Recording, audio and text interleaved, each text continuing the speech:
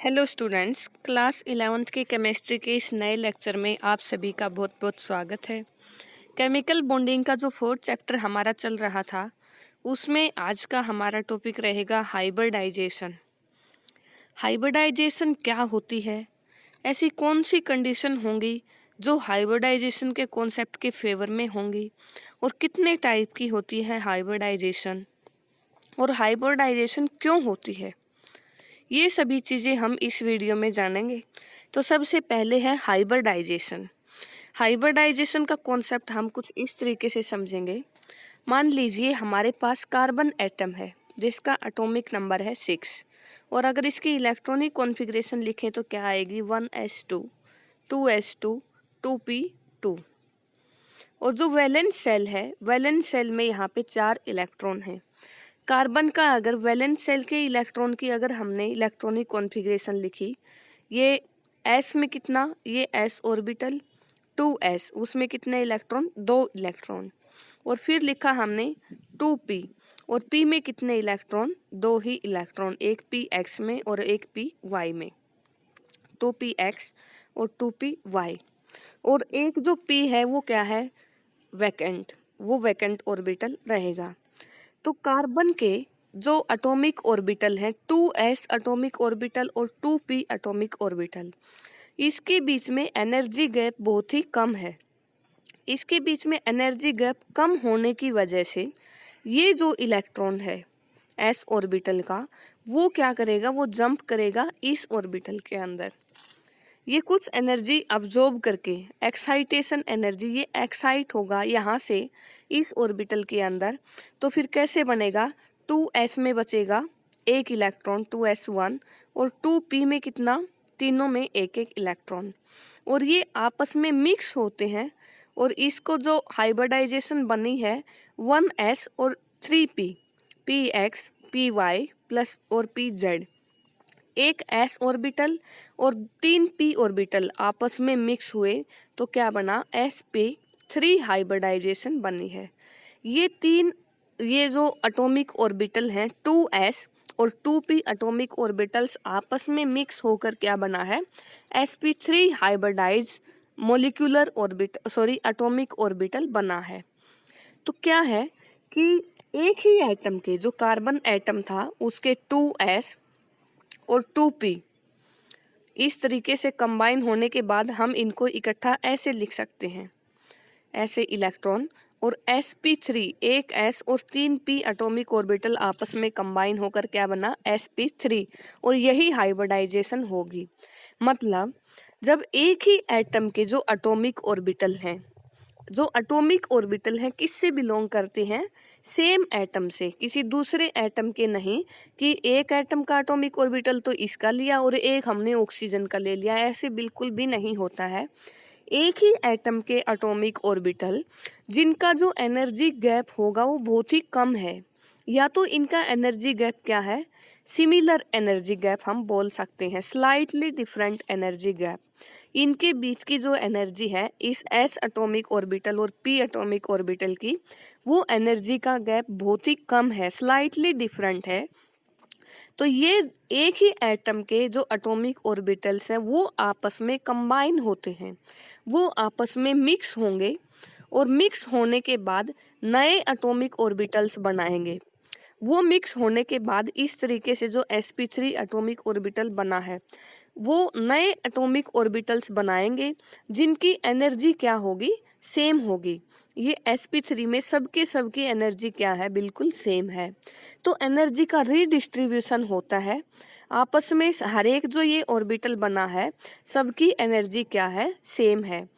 तो एक ही एटम के एटॉमिक ऑर्बिटल्स आपस में कंबाइन होकर, मिक्स होकर हाइब्रिडाइज ऑर्बिटल्स बनाए, और जो नए हाइब्रिड ऑर्बिटल बने हैं उनका जो एनर्जी होगी वो सभी की सब क्या है, सेम होगी। तो नए ऑर्बिटल्स बने हैं जिसकी आइडेंटिकल शेप और इक्वल एनर्जी, एनर्जी सभी के सभी की कैसी होगी, इक्वल होगी, और शेप भी क्या होगी, आइडेंटिकल होगी। तो जो नए ऑर्बिटल्स बने हैं उनको क्या बोलेंगे, हाइब्रिड ऑर्बिटल, और इस पूरी फिनोमिनन को क्या बोलेंगे, हाइब्रिडाइजेशन। एटॉमिक ऑर्बिटल्स एक ही एटम के आपस में मिक्स हुए, एनर्जी का रीडिस्ट्रीब्यूशन हुआ और नए एटॉमिक ऑर्बिटल्स बने जिसकी एनर्जी क्या होगी, इक्वल, और शेप भी क्या होगी, आइडेंटिकल। तो इन नए ऑर्बिटल्स को क्या बोला हमने, हाइब्रिड ऑर्बिटल। और ये पूरी फिनोमिनन क्या बोली जाएगी, हाइब्रिडाइजेशन।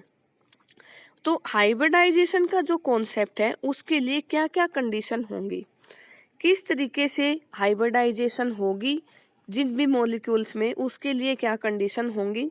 और जैसे हाइब्रिडाइजेशन में मैंने कहा एक एस एटॉमिक ऑर्बिटल, जैसे 2s था कार्बन एटम का, और एक p एटॉमिक ऑर्बिटल, इस तरीके से एक s और एक p एटॉमिक ऑर्बिटल अगर आपस में कंबाइन हो, मान लीजिए ये पॉजिटिव एम्पलीट्यूड है इसका और ये पॉजिटिव और ये नेगेटिव, तो ये आपस में कंबाइन होने के बाद नेगेटिव वाली लोब तो होगी छोटी, मतलब पहले के जैसी, और ये जो पॉजिटिव की लोब होगी वो बड़ी हो जाएगी, और ये क्या बनेगा, sp हाइब्रिडाइज एटॉमिक ऑर्बिटल बनेगा। sp हाइब्रिड ऑर्बिटल इसको बोलेंगे आपस में मिक्स होने के बाद।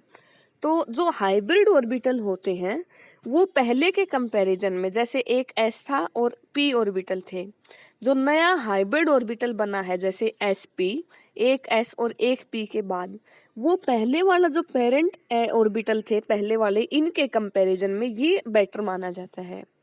किसी भी जो एटम है, कोई दूसरा एटम, उसके साथ कंबाइन होने के लिए, ओवरलैपिंग के लिए जो हाइब्रिड ऑर्बिटल होगा वो बेटर होता है, क्योंकि जो इलेक्ट्रॉन क्लाउड होता है इसमें इलेक्ट्रॉन क्लाउड एक डायरेक्शनल करैक्टर के अंदर होता है। हाइब्रिड ऑर्बिटल के अंदर एक डायरेक्शनल करैक्टर आ जाता है जिससे ये बाकी एटम्स के साथ आसानी से कंबाइन हो पाता है।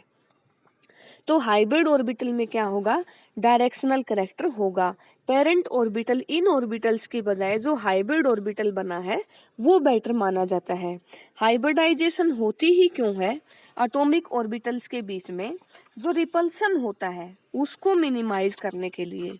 हाइब्रिडाइजेशन क्यों होती है, ऑर्बिटल्स के बीच में जो रिपल्सन होता है उसको मिनिमाइज करने के लिए। तो क्या कंडीशन है हाइब्रिडाइजेशन की, सिर्फ वही एटॉमिक ऑर्बिटल्स आपस में कंबाइन होंगे, हाइब्रिडाइजेशन उन्हीं में होगी जिसकी इक्वल एनर्जी होगी और एक ही एटम के होंगे। जैसे ये नहीं कह सकते हम एक कार्बन और एक ऑक्सीजन, इसके ऑर्बिटल और इसके ऑर्बिटल आपस में कंबाइन होकर हाइब्रिडाइजेशन हो, ऐसा बिल्कुल भी नहीं है। सिर्फ जैसे मैंने कार्बन के ही एटम लिए थे 2s और 2p के बीच में, तो एक ही एटम के जो ऑर्बिटल होते हैं, 2s ये एटॉमिक ऑर्बिटल भी कार्बन का और 2p ये एटॉमिक ऑर्बिटल भी कार्बन का, एक ही एटॉमिक एटम्स के जो एटॉमिक ऑर्बिटल होंगे और जिनकी एनर्जी इक्वल होगी, या फिर स्लाइटली डिफरेंस हो, या तो इक्वल एनर्जी हो या बहुत ही कम डिफरेंस हो, उन्हीं के बीच में हाइब्रिडाइजेशन होगी। और जो हाइब्रिडाइजेशन के अंदर एटॉमिक ऑर्बिटल्स पार्टिसिपेट करते हैं वो सिर्फ कौन से करते हैं, जो वैलेंस शेल के ऑर्बिटल हैं। कार्बन में हमने क्या लिखा था, 1s2 2s2 2p2, तो हमने जो 2s2 और 2p2 इसी के बीच में हाइब्रिडाइजेशन हुई। जो 1s2 है ये हाइब्रिडाइजेशन में पार्टिसिपेट नहीं करेगा, सिर्फ कौन से जो वैलेंस शेल के एटॉमिक ऑर्बिटल हैं या फिर वैलेंस शेल इलेक्ट्रॉन है या आउटर मोस्ट शेल के इलेक्ट्रॉन है, जो 2 शेल है वो आउटर मोस्ट शेल है, यहाँ पे सिर्फ वही एटॉमिक ऑर्बिटल हाइब्रिडाइजेशन में पार्टिसिपेट करेंगे। थर्ड जो पॉइंट है, promotion of electron is not an essential condition for hybridisation. जो हमने इलेक्ट्रॉन का एक्साइटेशन करवाया था अभी अभी, यहाँ से ये इलेक्ट्रॉन इसमें, तो ये जरूरी नहीं है कि हाइब्रिडाइजेशन सिर्फ तभी हो कि उसमें एक्साइटेशन हो इलेक्ट्रॉन का, या प्रोमोशन ऑफ इलेक्ट्रॉन भी आप बोल सकते हैं। ये हाइब्रिडाइजेशन के लिए कोई जरूरी कंडीशन नहीं है, इसके बगैर भी हाइब्रिडाइजेशन हो सकती है। जैसे अमोनिया के केस में था, अमोनिया के केस में ऐसे होगा, नाइट्रोजन और पी में 3 इलेक्ट्रॉन, 2px 2py और 2pz, और इसके अंदर भी sp3 हाइब्रिडाइजेशन होती है, एक s और 3 p एटॉमिक ऑर्बिटल्स। तो जरूरी नहीं है कि हाइब्रिडाइजेशन तभी होगी कि जो इलेक्ट्रॉन है वो एक्साइट करे, ऐसा बिल्कुल भी नहीं होगा। एंड नेक्स्ट जो पॉइंट है, ये नहीं है कि जो हाफ फील्ड एटॉम ऑर्बिटल्स होते हैं वही हाइब्रिडाइजेशन में पार्टिसिपेट करते हैं। जैसे अभी अभी बताया मैंने, ये तो था क्या, इसके अंदर तो एक्साइटेशन हमने इसका करवाया था यहाँ पे कार्बन के केस में, लेकिन जरूरी नहीं है कि जैसे कोई हाफ फील्ड जो ऑर्बिटल है वही पार्टिसिपेट करे हाइब्रिडाइजेशन में, ऐसा नहीं है। क्योंकि ये तो क्या था, ऐसे बन गया था एक्साइटेशन के बाद। और ये हाइब्रिड ऑर्बिटल क्या बनाए थे हमने, sp3 हाइब्रिडाइजेशन। लेकिन ये जो अमोनिया के केस में हम बनाएंगे, ये वाले भी ऐसे हाइब्रिडाइजेशन में पार्टिसिपेट करेंगे। ये हाफ फील्ड यहाँ पे नहीं है, फुल्ली फील्ड है, लेकिन ये भी हाइब्रिडाइजेशन में पार्टिसिपेट करता है और sp3 हाइब्रिडाइजेशन बनती है। तो यही बोला गया कि फुल्ली फील्ड जो ऑर्बिटल्स होंगे वो भी हाइब्रिडाइजेशन में पार्टिसिपेट कर सकते हैं। तो क्या क्या फीचर होंगे हाइब्रिडाइजेशन के वो देखते हैं। जो number of hybrid orbital produce होंगे वो इक्वल होंगे नंबर ऑफ एटॉमिक ऑर्बिटल्स के। जैसे एक s और एक p आपस में कंबाइन होने के बाद क्या बनेगा, sp एटॉमिक ऑर्बिटल। जैसे एक s लिया और एक p एटॉमिक ऑर्बिटल लिया तो वो क्या बना, sp एटॉमिक ऑर्बिटल बना। यहाँ पे ये दो लिए गए हैं और दो ही लोब यहाँ पे दिखाई गई हैं। तो जो हाइब्रिडाइजेशन होगी तो जितने equal number of atomic orbital mix होंगे, जितना हाइब्रिड ऑर्बिटल बनेंगे, जैसे एक s और दो p, अब की बार px py कंबाइन हुआ तो क्या बना, sp2। एक s और दो p, sp2 बना। तो equal number of atomic orbital mix होंगे तो जो हाइब्रिड ऑर्बिटल बनेंगे वो क्या है, वो भी इक्वल ही होंगे। फिर hybridisation never take place in isolated atom but it occurs only at the time of bond formation.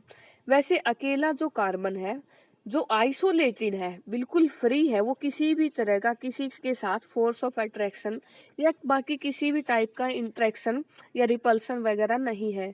अगर आइसोलेटेड एटम है, बिल्कुल फ्री है, तब हाइब्रिडाइजेशन नहीं होती है, तब एटॉमिक ऑर्बिटल्स आपस में मिक्स नहीं होते हैं। जो एटॉमिक ऑर्बिटल्स मिक्स होंगे वो सिर्फ और सिर्फ तभी होंगे जब क्या है कि बॉन्ड फॉर्मेशन के टाइम पे। मान लीजिए कार्बन जब हाइड्रोजन एटम के साथ बॉन्ड बनाएगा, CH4 मॉलिक्यूल बनाता है, तो ये एटम जब किसी के साथ बॉन्ड फॉर्मेशन करेगा तभी इसमें हाइब्रिडाइजेशन होगी। नेक्स्ट जो पॉइंट है, bigger lobe of hybrid orbital always have positive sign while the smaller lobe on the opposite side has a negative sign। जैसे ये s ऑर्बिटल और ये जो पॉजिटिव नेगेटिव, तो बड़ी लोब कौन सी बनी इसमें, पॉजिटिव वाली, और नेगेटिव वाली क्या है, छोटी। तो जो बड़ी लोब होगी हाइब्रिड ऑर्बिटल की वो कैसे एम्पलीट्यूड की होगी, पॉजिटिव की, और जो छोटी लोब होगी वो नेगेटिव एम्पलीट्यूड की होगी। और जो हाइब्रिड ऑर्बिटल बनते हैं वो हमेशा क्या होंगे, एनर्जी और शेप में इक्विवेलेंट होंगे, एक जैसे होंगे। और जो हाइब्रिड ऑर्बिटल बने वो मैं पहले ही बता चुकी हूँ, जो पहले एटॉमिक ऑर्बिटल लिए थे हमने, पेरेंट एटॉमिक ऑर्बिटल जिसको बोल सकते हैं, जो कंबाइन हुए थे, मिक्स हुए थे, उनके कंपैरिजन में जो हाइब्रिड ऑर्बिटल बने हैं, जैसे s+p क्या बनेगा, sp हाइब्रिड ऑर्बिटल, जो ये है वो पेरेंट के कंपैरिजन में ये ज्यादा स्टेबल होता है। और यही मतलब बेटर माना जाता है बॉन्ड फॉर्मेशन के लिए, क्योंकि इसमें डायरेक्शनल कैरेक्टर आ जाता है। क्या आता है इसमें, हाइब्रिडाइजेशन के बाद डायरेक्शनल कैरेक्टर आ जाता है, तो वो बॉन्डिंग के लिए अच्छे होंगे। और hybrid orbital are directed in space, मतलब उसके अंदर क्या है, डायरेक्शनल कैरेक्टर है। और वो आपस में मिक्स क्यों हुए हैं, वो रिपल्सन को मिनिमाइज करने के लिए मिक्स हुए हैं। क्या, वो रिपल्सन को कम करने के लिए ही आपस में मिक्स हुए हैं। और जो हाइब्रिडाइजेशन की टाइप है उस टाइप से ही हम मॉलिक्यूल की ज्योमेट्री बता सकते हैं। जैसे मीथेन है हमारे पास, इसमें किस टाइप की हाइब्रिडाइजेशन है, sp3। और हाइब्रिडाइजेशन अगर ये है तो हमें बताना है कि अगर sp3 हाइब्रिडाइजेशन है तो उस मॉलिक्यूल की ज्योमेट्री होगी टेट्राहीड्रल। सबसे पहले तो हम ये सीखेंगे कि इसमें हाइब्रिडाइजेशन कैलकुलेट कैसे करते हैं, कैसे बताएंगे इसमें किस टाइप की हाइब्रिडाइजेशन है। और फिर हमें याद करना होता है कि अगर उसमें sp3 हाइब्रिडाइजेशन है तो उस मॉलिक्यूल की ज्योमेट्री होगी टेट्राहेड्रल। तो हाइब्रिडाइजेशन से हम मॉलिक्यूल की ज्योमेट्री के बारे में भी बता सकते हैं। नेक्स्ट जो है टाइप ऑफ हाइब्रिडाइजेशन। हाइब्रिडाइजेशन की टाइप, वैसे तो हमें हाइब्रिडाइजेशन की 6 या 7 टाइप पढ़नी है। तो देखते हैं। सबसे पहले डायगोनल या एसपी हाइब्रिडाइजेशन, मतलब जब एक एसपी बोला गया है, सॉरी एसपी यहाँ पे बोला गया है, तो एक एस ऑर्बिटल और एक पी ऑर्बिटल जब आपस में कंबाइन होंगे तो क्या बनेगा, एस और पी ऑर्बिटल आपस में कंबाइन हुए तो एसपी हाइब्रिडाइजेशन बनेगी। एक एस और एक पी ऑर्बिटल, तो कैसे बनेगा, एसपी हाइब्रिडाइजेशन बनेगी। और जो एसपी हाइब्रिडाइज जो बना है ऑर्बिटल, उसको हम इस तरीके से दिखाएंगे। जो भी ऑर्बिटल बना है वो इस तरीके से बनेगा, और ये क्या है, लीनियर शेप है, और इसके बीच में एंगल क्या होता है, 180 डिग्री का एंगल होता है। ये हम, जैसे BeH2 है, BeH2, तो इसकी क्या है, लीनियर शेप बनती है इसकी, या ज्योमेट्री लीनियर। तो ये सभी हम कैसे शेप निकालते हैं, कैसे ज्योमेट्री, कैसे hybridisation calculate, steric number calculate करते हैं, कैसे हाइब्रिडाइजेशन का पता करते हैं, किस मॉलिक्यूल में कौन सी हाइब्रिडाइजेशन होगी, वो हम आगे की वीडियो में करेंगे। तो जब एक एस और एक पी एटॉमिक ऑर्बिटल आपस में कंबाइन होंगे तो कौन सी हाइब्रिडाइजेशन होगी, एसपी हाइब्रिडाइजेशन, या फिर डायगोनल हाइब्रिडाइजेशन भी इसको बोलते हैं। और जो एटॉमिक जो ऑर्बिटल बना है, जो नया ऑर्बिटल बना है, उसको क्या बोलेंगे, एसपी हाइब्रिड ऑर्बिटल। और जो एसपी हाइब्रिड ऑर्बिटल है उसमें बॉन्ड एंगल होगा 180 डिग्री का। एक एस और एक पी, मतलब 50% एस करेक्टर होगा और 50% उसमें पी करेक्टर होगा। नेक्स्ट है sp2 हाइब्रिडाइजेशन, या फिर ट्रायगोनल बोल सकते हैं। sp2 मतलब एक s ऑर्बिटल और दो p ऑर्बिटल जब आपस में कंबाइन हो, एक s और दो p ऑर्बिटल कंबाइन होंगे तो कौन सी हाइब्रिडाइजेशन होगी, sp2 हाइब्रिडाइजेशन होगी। और उसकी जो ज्योमेट्री बनाएंगे हम हाइब्रिड ऑर्बिटल, वो इस तरीके से बनेंगे, एक ट्रायंगल की तरह। sp2 हाइब्रिडाइज में इस तरीके से बनेंगे, ये जो छोटी वाली लोब है वो एक ट्रायंगल बनेगी इस तरीके से, ऐसे एक, अगर इनको ऐसे कनेक्ट करें तो क्या होगा, एक ट्रायंगल बनेगी। तो किस तरीके से हमने बनाए हैं हाइब्रिड ऑर्बिटल, इस तरीके से, और ये छोटे वाली लोब होंगे। और हर एक के बीच में जब ट्रायंगल बनती है, आपको पता है बॉन्ड एंगल कितना होगा, जब एक ट्रायंगल बनती है तो इनके बीच में 120 डिग्री का बॉन्ड एंगल होगा, 120 डिग्री। किस तरीके से ट्रायंगल बनी है, इस तरीके से, ऐसे। तो बॉन्ड एंगल इनके बीच में कितना होगा, हर एक के बीच में 120 डिग्री का बॉन्ड एंगल होगा। और जो ज्योमेट्री होती है वो होती है ट्रायगोनल, ट्रायंगल बनती है तो कैसी ज्योमेट्री है, ट्रायगोनल ज्योमेट्री है। और इस तरीके से sp2 हाइब्रिडाइज ऑर्बिटल लिखे जाते हैं, और sp2 हाइब्रिडाइजेशन। और इसके एग्जाम्पल की अगर बात करें, BF3 का स्ट्रक्चर बनता है गाइज ऐसे एक ट्रायंगल की तरह, वो हम आगे डिस्कस करेंगे किस तरीके से हम ये स्ट्रक्चर बना सकते हैं। और जो sp2 है, टोटल 100% करेक्टर होता है, उसमें से हम तीनों को डिवाइड करेंगे तो कितना, 30% इस 33% इसका आएगा। तीन पार्ट में डिवाइड करेंगे तो एक पी का 33%, दूसरे पी का भी 33%, ऐसे। तो टोटल क्या होगा, 33% तो एस करेक्टर होगा और दो पी आ जाएंगे उसमें। बाकी का जो बचा है 67% पी करेक्टर और 33% एस करेक्टर। फिर है टेट्राहेड्रल या फिर sp3 हाइब्रिडाइजेशन। एक s और तीन p atomic orbital px, py और pz। तो कौन सी हाइब्रिडाइजेशन होगी, sp3 हाइब्रिडाइजेशन बनेगी। और जो sp3 हाइब्रिडाइजेशन है, sp3 हाइब्रिड ऑर्बिटल बनते हैं ऐसे, एक ऊपर ऑर्बिटल लोब लिखेंगे हम और तीन नीचे लिखेंगे, इस तरीके से sp3 हाइब्रिडाइजेशन होगी, ऐसे, इस तरीके से, एक ऊपर और तीन नीचे, ऐसे। या फिर लोब लिखें, एक ऊपर और 3 नीचे। जैसे एक पंखे की पंखुड़ी होती है, एक ऊपर और तीनों को हम नीचे कर दें तो वो होती है टेट्राहीड्रल। कौन सी ज्योमेट्री होगी? टेट्राहीड्रल ज्योमेट्री होगी। और इसके बीच में जो बॉन्ड एंगल होता है, इन दो जो लाइन दिख रही है आपको, उनके बीच का जो बॉन्ड है 109 degree 28 minute, 109 degree 28 minute bond angle होता है टेट्राहीड्रल हाइब्रिड ऑर्बिटल्स के बीच में। तो टेट्राहीड्रल जो ज्योमेट्री होगी उसमें बॉन्ड एंगल कितना होगा? 109 डिग्री और 28 मिनट का बॉन्ड एंगल इसके अंदर होगा। तो उसके बाद ये जो इस टाइप की जो ज्योमेट्री है वो होती है मीथेन मॉलिक्यूल के अंदर, CH4 के अंदर। CH4 का स्ट्रक्चर इस तरीके से हम बनाते हैं। बीच में क्या है? कार्बन सेंट्रल एटम और 4 हाइड्रोजन इस तरीके से अटैच होते हैं। फिर जो फोर्थ है sp3 के बाद, जैसे DsP2 या sp2d, मतलब एक s orbital, 2 p orbital px और py और एक d ऑर्बिटल। जो px और py है तो dx2y2d ऑर्बिटल लिया है हमने, सॉरी, एक s और 2 p orbital px py plus dx2y2, इस तरीके से ये आपस में कंबाइन होते हैं तो sp2d या फिर dsp2, ऐसे ये वाली ज्योमेट्री बनती है। ये जो हाइब्रिड ऑर्बिटल बनते हैं, dsp2 होगा तो कैसा होगा? स्क्वायर प्लेनर, एक स्क्वायर बनाते हैं हम इस तरीके से,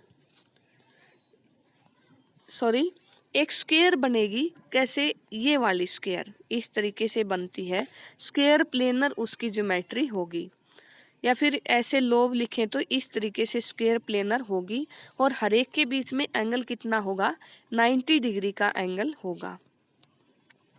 और फिर है sp3d जो हाइब्रिड ऑर्बिटल है या sp3d हाइब्रिडाइजेशन, एक s ऑर्बिटल, एक तीनों p orbital px py plus pz और एक d ऑर्बिटल, एक s, 3 p ऑर्बिटल और एक d ऑर्बिटल।